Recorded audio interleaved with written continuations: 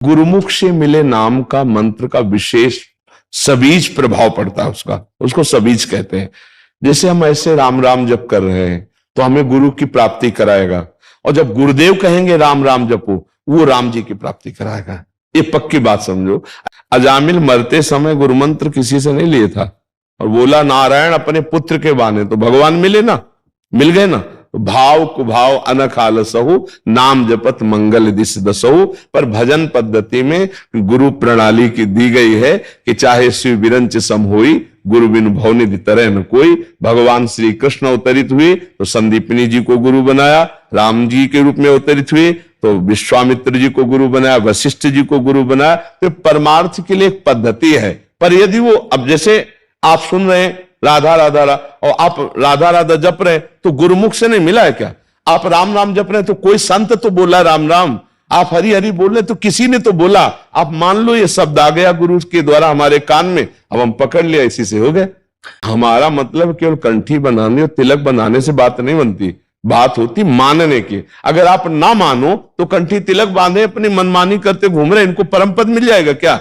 अगर गुरु की बात मान ले, नाम जप कर रहा है तो सच्चा चेला वही जो बात मान ले, सच्चा शिष्य वही जो बात मान ले। बात तो माने ना, गुरु की माने ना, और गुरु को माने तो कुछ लाभ नहीं मिलेगा, और गुरु की बात मान ले तो सब बात बन जाएगी। समझ रहे ना आप? नाम के तीन प्रकार की पहले प्रणाली जपने की।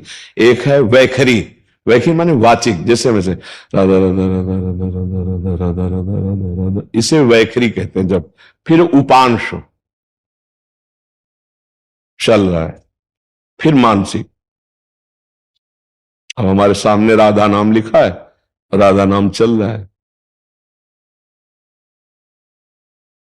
अब हम हर क्रिया करते, उठते बैठते, खाते पीते, चलते फिर, अब जैसे हम बोल रहे हैं तो हम नाम से अलग नहीं है, क्योंकि हम भागवतिक चर्चा कर रहे हैं। तुम्हारे मुख में जैसे हम ऐसे देख रहे हैं तो हम बार बार नाम लिख रहे हैं, राधा राधा राधा। तो हम जप नहीं पा रहे क्योंकि आपसे बात कर रहे हैं, पर हमारी दृष्टि में वही लिखा हुआ। इसे कहते हैं निरंतर नाम जप चलना।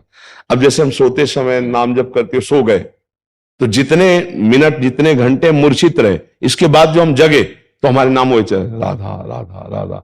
तो सोते हुए भी नाम माना जाएगा कि आप जप कर रहे हैं। जैसे मरते समय आप नाम उच्चारण करो तो आपकी सदगति हो गई। ऐसे सोते समय नाम जप करे तो हमारे पता नहीं प्राण रहे कि ना रहे, जग पावे कि ना जग पावे, और जहां जगोगे तो आप देखोगे वही नाम चलता मिलेगा। आप अभ्यास करके देख लो। तो सोते हुए भी नाम की स्थिति में थे, इसलिए उसे निरंतर माना जाता है। समझ रहे?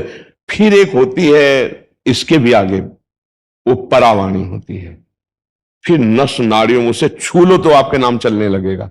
जैसे तुकाराम जी महाराज जहां चरण रख देते तो भूमि बोलती थी विठ्ठल विठ्ठल विठ्ठल। उनके नामदेव जी की सेवा में रहती थी जनाबाई, वो कंडे थापते विठ्ठल विठ्ठल अंदर से जपते हुए परावाणी से, तो उनकी नस नस नाड़ियों में विठ्ठल विठ्ठल विठ्ठल। तो कबीरदास जी नामदेव जी से मिलने के लिए गए थे तो देखा वहां बातचीत हो रही, दो चार माताएं खड़ी, तो वो जनाबाई जी कह रहे थे कंडे मेरे, तो बोले तुम्हारे कंडे की पहचान क्या है? बोले कान में लगा के देख लो, कंडा से निकलता होगा विठ्ठल विठ्ठल विठ्ठल।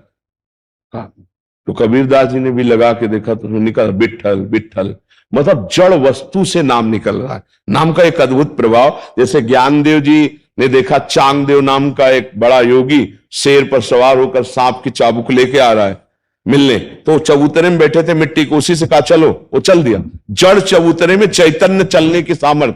नाम जापक में बहुत दिव्यता होती है। तो जो परावाणी से नाम, मानसिक नाम, उपांशु नाम, फिर ये वैखरी नाम जिसे आप सुन सकते हैं, ऐसे नाम का जप होता है। जो परावाणी में होता है वो सिद्ध पुरुष हो जाता है। पर इसमें खास बात होती है कि इन नाम की गतियों में वही बढ़ सकता है जो चमत्कार न दिखाए। अगर इनका प्रयोग कर लिया तो गति रुक जाएगी, आगे नहीं जाएगा। इसीलिए रिद्धि सिद्धि पेरे बहुआई, बुद्धि लोभ दिखावे भाई, होय बुद्धि जो परम सयानी, चिंतन चितई न अनहित जानी।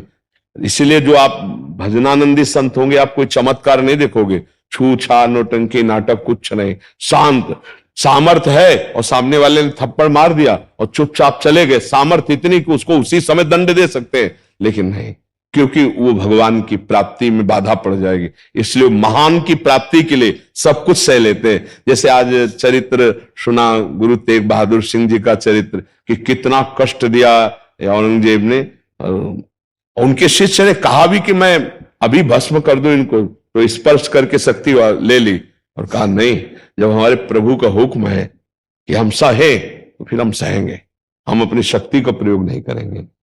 ऐसे भजन की उन्नति